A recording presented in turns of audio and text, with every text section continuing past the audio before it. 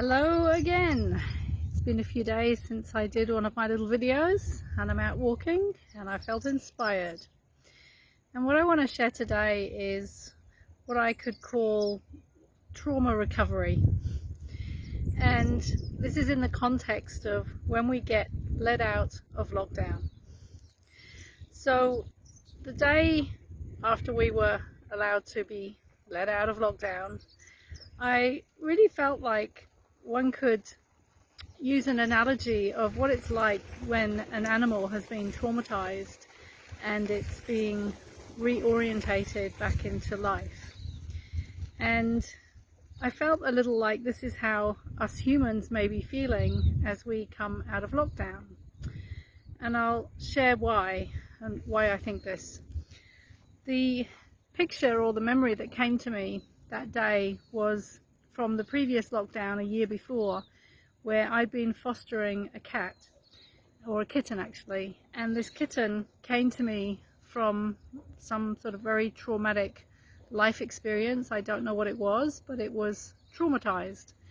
And so as soon as I got it and I put it in the bathroom, put it in there for a few hours, and then I opened the door and it was hiding under a bench sort of that I had, quite a low bench, and it simply wouldn't come out.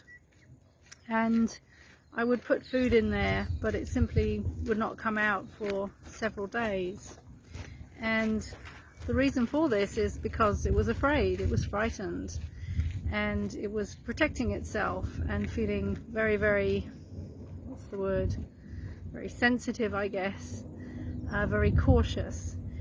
And gradually, over a period of a few more days and a couple of weeks, it started to venture out, and it would come out into the living room, but then it would run away from me and run back into its safe hiding space. But gradually, over a period of a month or so, it started to have more courage, and it came out and it stayed longer in the living room, and then it started, approaching me, and then it started letting me pat it and stroke it. And by the time it had been with me for a couple of months, it was a completely different cat. Although, having said that, it still had the trauma embedded in at a cellular level.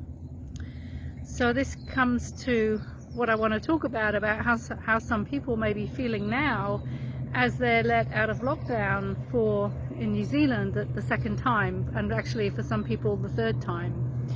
Because the image that came to me on the day that we were finally allowed to legally come out of our houses was a bit like opening the front door and stepping out with extreme caution and trepidation, and a feeling of like, ooh, am I allowed to put my foot outside my front door?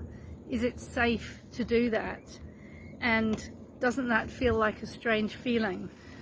And even though we've been allowed to go out, to go for walks and go to the shops, it was still a different feeling of actually being allowed out to go and do one's normal business almost.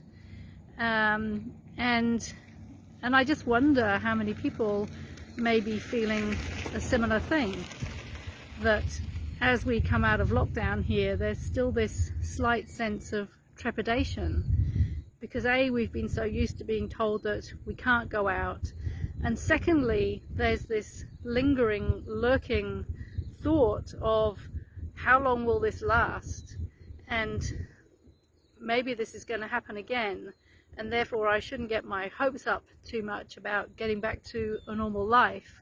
So we're constantly in this fear response. We're constantly walking on eggshells, which is a very typical response for the body to be in, any human person's body to be in when they don't feel safe. And this is very common, for example, when children grow up in an abusive environment, physical abuse, sexual abuse, emotional abuse, psychological abuse. When we grow up in that sort of environment, we never feel safe, and so our stress response gets constantly set to on. The switch is just on all the time. And with all the clients that I've worked with over many years, helping them to recover from chronic illness, when we dig down, what we find is that their stress response, their sympathetic nervous system response, SNS, or as I like to call SOS, is constantly switched on and has been switched on for many years. And because it's been on for so many years, it's become an unconscious response. So I think it's really interesting in the context of what is happening at the moment that this may be going on for quite a few people, because it has been a traumatizing event, what we have been going through the past 18 months from many different aspects. It's traumatizing to maybe not have our income. It's traumatizing if, for example, we need medical help and we can't get it because of restrictions on being able to see the therapist that we might normally want to see. And that, you know, dentists, for example, the number of people that may have dental pain or back pain and they can't get to see the health professionals that they would normally see. It's traumatizing for people locked up in houses with abusive situations, and it's traumatizing being locked up, full stop. And remember that the term lockdown is a prison term. Yeah, so it is just plain traumatizing for the human body to be locked up. And I mentioned in another video, I can't remember which one it was, that years ago on a training that I was doing, we were told about an experiment that was done with rats where they were pinned to a board, which sounds really horrible, I know, but they were pinned to a board and they wanted to see which would create more trauma, that or not having food and water. And they found that not being able to escape was more traumatizing than having food and water.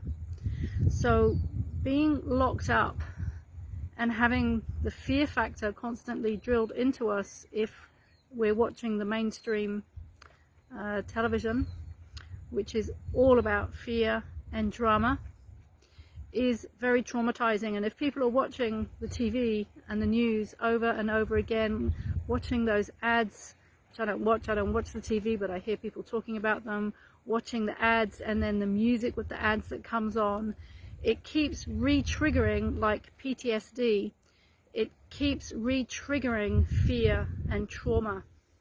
So we're getting trained or entrained, just like Pavlov's dogs in his experiment. Pavlov, he trained dogs when they were in the stress response, and he noticed that they were much easier to train when they were in the stress response.